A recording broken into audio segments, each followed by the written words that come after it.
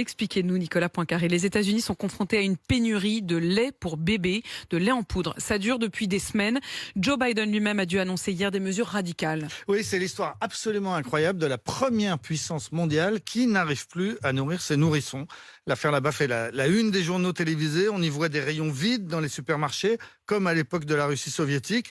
Presque un magasin sur deux est en rupture de stock à l'échelle du pays, mais localement, il peut y avoir tous les magasins en rupture. On entend à la télé des témoignages de mères qui ont dû faire 160 km pour aller trouver du lait maternel. D'autres qui ont trouvé, mais à des prix exorbitants, jusqu'à $100 la boîte pour du lait anti-allergique, par exemple. D'autres encore qui cherchent sur Internet des recettes de grand-mère pour adapter le lait de vache aux tout petits. Et on comprend bien que le sujet est hypersensible. Aux États-Unis, seule une mère sur 4 allaite son bébé jusqu'à 6 mois parce qu'il n'y a pas ou peu de congés maternité. Si bien que les femmes, surtout les plus pauvres, reprennent le travail très vite et sont donc bien obligées d'acheter du lait en poudre. Et quand il n'y en a plus, comme en ce moment, c'est une catastrophe absolue. Comment on explique une telle pénurie? C'est sidérant. Alors, tout a commencé en février. 2 nourrissons sont morts mystérieusement, accidentellement, et le lait du laboratoire Abbott a été soupçonné d'être responsable de ces décès. Par précaution, une usine dans le Michigan a été fermée. Très rapidement, Abbott, son usine et son lait ont été mis hors de cause et tout aurait dû rentrer dans l'ordre, sauf que ça n'a pas été le cas.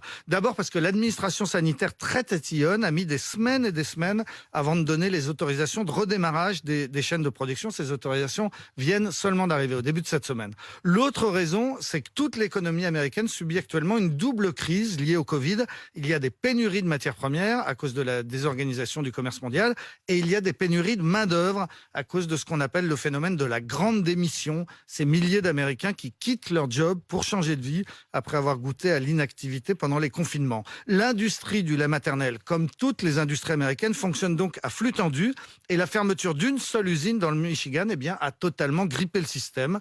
Ajoutez à cela que dès les premières pénuries, il y a eu des achats paniques, des parents qui ont voulu faire des stocks, ce qui se comprend assez bien, mais ce qui a accéléré le phénomène. Ajoutez encore que voyant les prix monter, des intermédiaires ont spéculé, ils ont gardé leur stock en espérant leur vendre plus cher plus tard.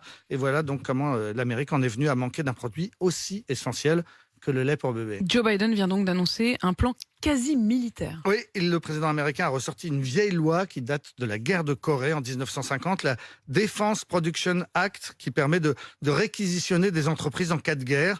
Les fournisseurs de produits nécessaires à la fabrication du lait ont reçu l'ordre de livrer en priorité les usines de lait maternel. Cette loi permet aussi de réquisitionner l'armée et le ministère de la Défense. Un pont aérien se met en place pour acheminer du lait en poudre, essentiellement depuis l'Europe, en particulier depuis la Suisse et les Pays-Bas. L'opération est nommée Fly Formula, Fly comme voler et Formula comme Formula Milk. C'est comme ça qu'on appelle en anglais le lait maternel. Il était temps pour Joe Biden de réagir parce que l'affaire a pris un tour politique. L'opposition républicaine lui reproche de s'occuper des Ukrainiens plus que des bébés américains. On est à 6 mois des élections à mi-mandat. Ce scandale pourrait avoir de lourdes conséquences électorales, d'autant que malgré les mesures qui viennent d'être annoncées, malgré le pont aérien, les choses ne vont pas rentrer dans l'ordre avant plusieurs semaines ou plusieurs mois. Les parents américains devraient continuer à s'angoisser pendant un petit moment. Et des conséquences aussi sur la santé des enfants, parce qu'on pense à tous ces parents qui, dans l'urgence, ont pratiquement décidé d'accélérer la transition aussi de leurs enfants, de leur donner des petits pots, en gros, à l'âge de 3 mois. Ça aura sans doute des conséquences très inquiétantes. On pense à tous ces parents qui doivent être vraiment dans l'angoisse. Merci beaucoup pour ces explications, Nicolas.